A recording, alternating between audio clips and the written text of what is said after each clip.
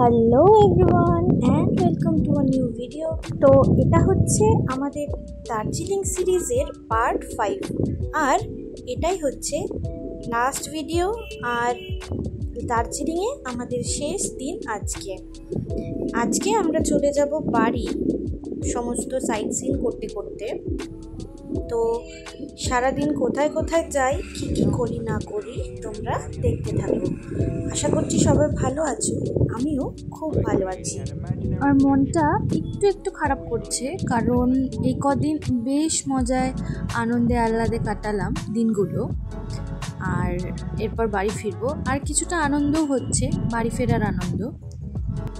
Day 1-ই Dawaipani থেকে আমাদের driver দাদা দার্জিলিং মল রোডে ঠিক যেখানে আমাদের ড্রপ করে দিয়েছিল, আজ ঠিক সেখান থেকেই আমাদের পিক আপ করে নিয়ে যাচ্ছে পরবর্তী গন্তব্যের উদ্দেশ্যে।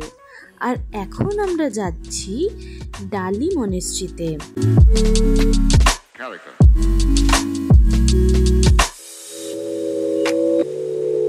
আমরা পৌঁছে গেছি আমাদের গন্তব্যে। দার্জিলিংয়ে পৌঁছাবার 5 কিলোমিটার আগে অবস্থিত বিখ্যাত ডালি মনেস্ট্রি, সুউচ্চ পাহাড় এবং বরফে ঢাকা পর্বত উপেক্ষা করে ডালি মনেস্ট্রি দার্জিলিংয়ের বৃহত্তম মনেস্ট্রি। ডালি মনেস্ট্রি হলো প্রশান্তি এবং কারিশমা নিখুঁত মিশ্রণ, যেখানে তিব্বতীয় আকর্ষণের মোচড় রয়েছে। মূলত উত্তরবঙ্গের পাহাড়ি এলাকায় গেলে দেখতে পাওয়া যায় অসংখ্য বৌদ্ধ মঠ, তিব্বতীয় স্থাপত্য শৈলীর নিদর্শন। সেই সব মঠ বা মনেস্ট্রিগুলি খুবই দৃষ্টিনন্দন এবং আকর্ষণীয়। দার্জিলিং টাউন সেন্টার থেকে প্রায় 3.3 কিলোমিটার দূরত্বে পাহাড়ের ওপর রয়েছে তেমনই একটি মঠ, যেটি সাধারণভাবে ডালি মনেস্ট্রি নামে পরিচিত। সমুদ্র থেকে 7,000 ফুট উচ্চতায় এর অবস্থান। হিলকার্ড রোড থেকে অপূর্ব সুন্দর দেখতে লাগে মনেস্ট্রিটিকে। মঠটির আরেকটি নাম হলো ড্রুক সাঙ্গাক চেলিং মনেস্ট্রি। দার্জিলিংয়ের সবচেয়ে বড় মঠগুলির মধ্যে এটি হলো একটি। বহু বৌদ্ধ সন্ন্যাসী এবং সন্ন্যাসিনীর বসবাস এখানে। শান্তিপূর্ণ প্রাকৃতিক পরিবেশের মধ্যে অবস্থিত ডালি মনেস্ট্রিটির বয়স সেই অর্থে খুব বেশি না হলেও এত অল্প দিনের ইতিহাসেও গরিমার অভাব নেই। দলাই লামার নাম জড়িত রয়েছে মঠটির সঙ্গে।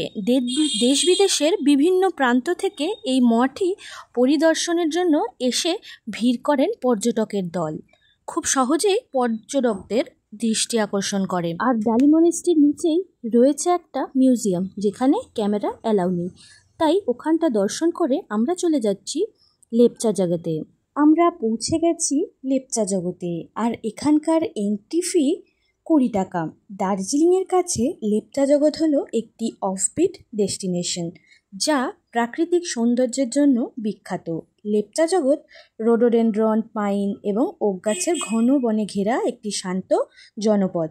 এখানে মেঘ এবং কুয়াশার ঘন চাদর প্রায়শই কাঞ্চনজঙ্ঘার দৃশ্য ঢেকে ফেলে, যা এই জায়গার এক বিশেষ আকর্ষণ। লেপচা জগৎ মূলত লেপচা উপজাতির একটি গ্রাম। জগৎ শব্দের অর্থ জগৎ, তাই এটি লেপচাদের নিজস্ব জগৎকে বোঝায়। আবহাওয়া পরিষ্কার থাকলে এখান থেকে কাঞ্চনজঙ্ঘার একটি অপূর্ব দৃশ্য উপভোগ করা যায়। যারা শহুরে কোলাহল থেকে দূরে প্রকৃতির মাঝে সময় কাটাতে চান, তাদের জন্য লেপচা জগৎ একটি আদর্শ গন্তব্য। এটি পর্যটকদের কাছে খুব পরিচিত নয়, তাই এখানে ভিড় অনেকটাই কম থাকে। এখান থেকে ঘুম মনেস্ট্রি, মিরিক লেক, মানেভঞ্জন এবং জোরপাখড়ির মতো জায়গাগুলি ঘুরে আসা যায়। দার্জিলিংয়ের চকবাজার ট্যাক্সি স্ট্যান্ড থেকে গাড়ি ভাড়া করে লেপচা জগৎ যাওয়া যায়। শিলিগুড়ি থেকে ভাড়ায় বা শেয়ার জিপে সরাসরি লেপচা জগৎ যাওয়া যায়। এছাড়াও কলকাতা থেকে বাস অথবা ট্রেনে নিউ জলপাইগুড়ি এবং বিমানে বাগডোগরা পৌঁছে এখান থেকে ভাড়ায় বা শেয়ার জিপে লেপচা জগৎ পৌঁছানো যায়। অক্টোবর থেকে এপ্রিল মাস পর্যন্ত লেপচা জগৎ ভ্রমণের সেরা সময়। আপনারা যদি দার্জিলিংয়ের কাছাকাছি একটি শান্তিপূর্ণ এবং প্রাকৃতিক ঘেঁষা জায়গা খুঁজে থাকেন, তাহলে লেপচা জগৎ আপনার জন্য উপযুক্ত গন্তব্য হতে পারে। লেপচা জগতের ফরেস্ট থেকে বেরিয়ে আমার পেয়ে গেছে ভীষণ খিদে, আর বেরোনোর পরই আমি খেয়ে নিয়েছি মোমো, কারণ কাল থেকে এই পাহাড়ি মোমোর স্বাদ কোথাও গিয়ে একটা পাবো না, কারণ ফিরে যাচ্ছি বাড়ি। আর সেখানের মোমো টেস্টি না সেটা বলবো না, কিন্তু পাহাড়ি মোমোর একটা আলাদাই ব্যাপার রয়েছে। সে যাই হোক, এখন আমরা লেপচা জগৎ থেকে চলে যাচ্ছি পরবর্তী গন্তব্যের উদ্দেশ্যে। আর আমাদের পরবর্তী গন্তব্যটা হলো নেপাল।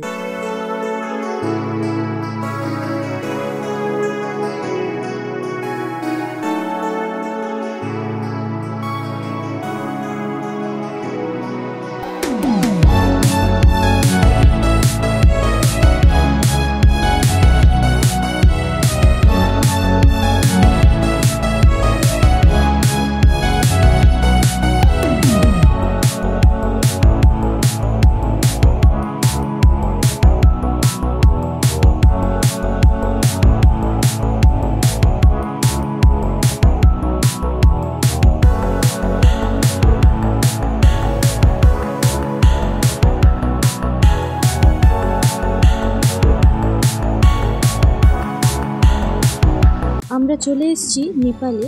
আর বর্ডার পেরোনোর সময় আমাদেরকে একটা করে আধার কার্ডের কপি জমা রাখতে হয়েছে। আর বর্ডারের কাছাকাছি যেহেতু ভিডিও করা অ্যালাউ না, তাই এখান থেকেই ভিডিওটা শুরু করছি। আর বর্ডারের পর থেকেই শুরু হচ্ছে মার্কেট। আর সেই মার্কেটের কাছে থেকেই পাওয়া যাচ্ছে ছোট গাড়ি। এই গাড়ি করে সবাই চলে যায় নেপালের বিখ্যাত পশুপতি মার্কেট। আর মার্কেটের সামনেই রয়েছে একটা ছোট্ট পশুপতির মন্দির। এই যে এখানে লেখা রয়েছে ওয়েলকাম টু নেপাল, এর নিচেই রয়েছে প্রচুর গাড়ি, যার ভাড়া হচ্ছে 300 টাকা করে।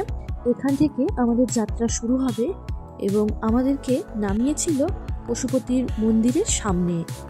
আর সেখান থেকে পায়ে হেঁটে কিছুটা ঘুরে ওই গাড়ি আপনাকে বর্ডার পর্যন্ত পৌঁছে দেবে। আর এই সফরটাকে এক প্রকার আমরা বিদেশ সফরও বলতে পারি, কারণ আমরা বর্ডার পেরিয়ে এসছি। তবে এই মার্কেটটা ভিজিট করে যেটা বুঝলাম, এই মার্কেটের সাথে দার্জিলিংয়ের মার্কেটের কোনো পার্থক্য নেই, কিছুটা একই, যদিও বা এটা আমার নিজস্ব মতামত।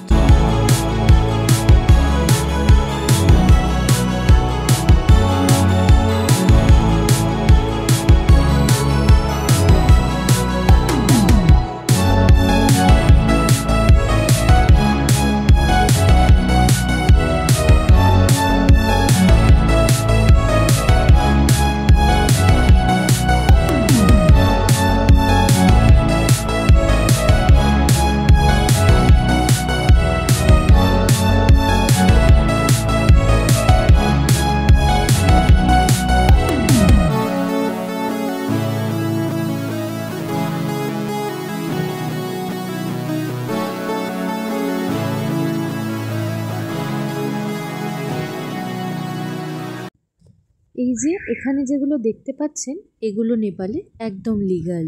এরপর চলুন একটু পশুপতি মন্দিরের ভেতরে যাওয়া যাক।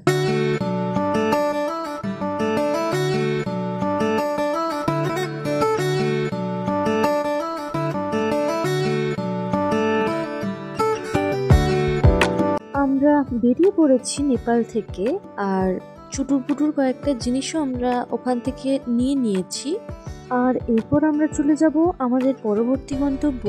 আর এটা হচ্ছে আমাদের দার্জিলিং ট্রিপে ঘোরা লাস্ট টি গার্ডেন। এরপর আমরা আর কোনো টি গার্ডেনে যাব না, আমাদের ঘোরা এটা লাস্ট টি গার্ডেনই। তাই এখানে ভালোভাবে ঘুরে বেশ কয়েকটা ফটো ক্লিক করে নিয়েছি আর কয়েকটা ভিডিও তুলে নিয়েছি। ওই আরও একবার বলবো যে ভিডিওগুলো আমার সুন্দর স্মৃতিচারণের জন্যই করা।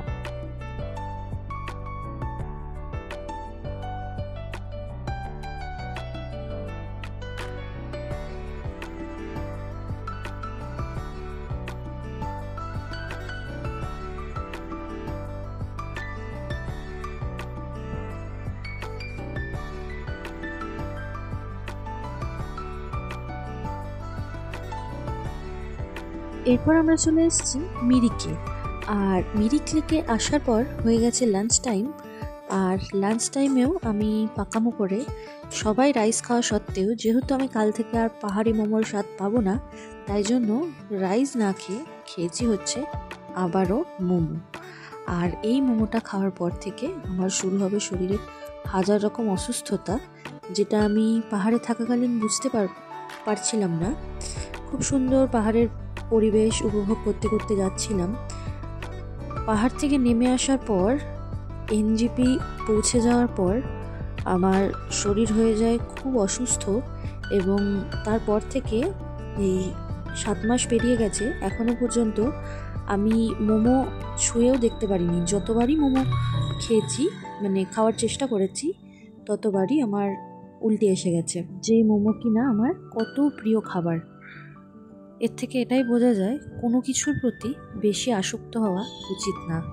এত বেশি আমি মোমো খেতে ভালোবাসি, তাই জন্য অত্যাধিক পরিমাণে খেতে গেছিলাম, তাই অসুস্থটা হয়ে গেলাম।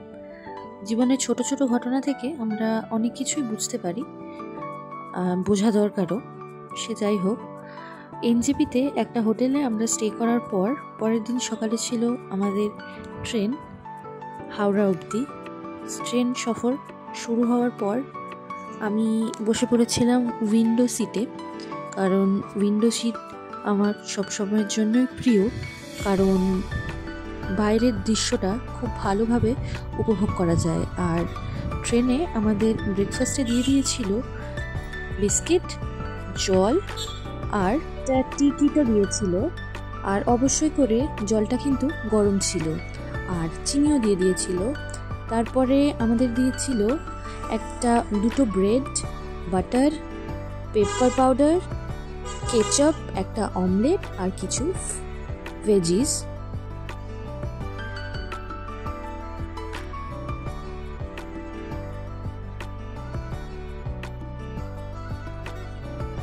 তারপরে চলে এলো আমাদের লাঞ্চ, আর লাঞ্চে ছিল ভাত, ডাল, রুটি, সবজি, একটা রসগোল্লা আর চিকেন আর পনির ছিল।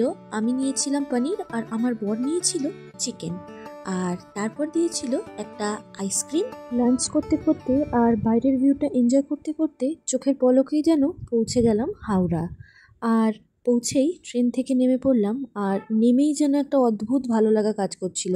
ঠিক যেমন ঘুরতে গিয়ে একটা নতুন জায়গা এক্সপ্লোর করার আনন্দ, ঠিক বাড়ি পৌঁছেও সেরকম নিজের বাড়িটা একটা শান্তির ঠিকানা সবার কাছেই। তারপর স্টেশন থেকে বেরিয়েই আমরা চেপে পড়লাম হলুদ ট্যাক্সি, কারণ আর বেশি দিনের জন্য এটা আমরা দেখতে পাবো না, যতদিন এটার আনন্দটা উপভোগ করা যায়। দেখা হচ্ছে নেক্সট ভিডিওতে, ততক্ষণের জন্য বাই, টেক কেয়ার।